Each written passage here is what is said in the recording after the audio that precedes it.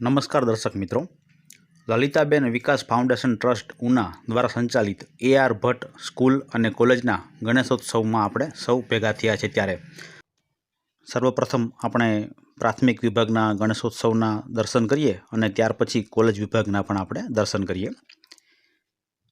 અત્યારે ભરતભાઈ ભટ્ટ અને તેમનો પરિવાર ગણેશોત્સવ માટે ગણપતિની પ્રતિમા લઈને આપણે જે સ્થળે તેની સ્થાપના કરવાની છે ત્યાં પહોંચી ચૂક્યા છે અને મંત્રોચ્ચાર સાથે ગણપતિનું આપણે સ્થાપન કર્યું છે અને ગણપતિની આરતી પણ અત્યારે ઉતારી રહ્યા છે। પ્રાથમિક અને માધ્યમિક વિભાગના બધા જ શિક્ષકો ભાઈઓ બહેનો અને વિદ્યાર્થીઓ અત્યારે હાજર છે અને તેઓ ગણપતિની ખૂબ જ શ્રદ્ધાપૂર્વક આરતી કરી રહ્યા છે।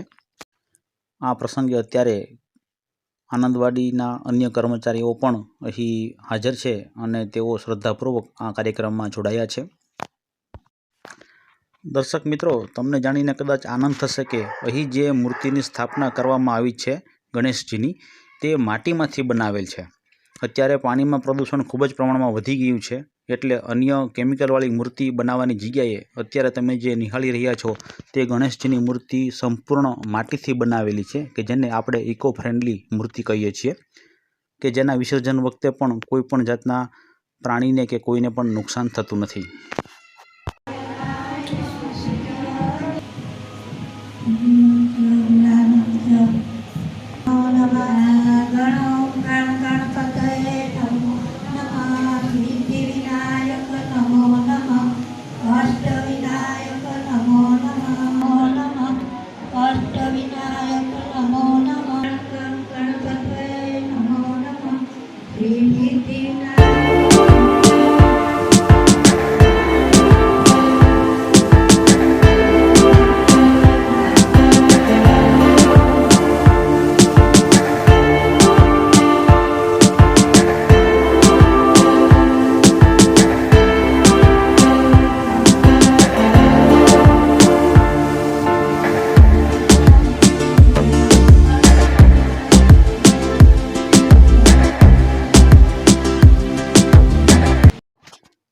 તો ચાલો દર્શક મિત્રો, આપણે હવે કોલેજ વિભાગમાં ગણપતિ ઉત્સવની જે તૈયારીઓ થઈ રહી છે તે આપણે નિહાળીએ।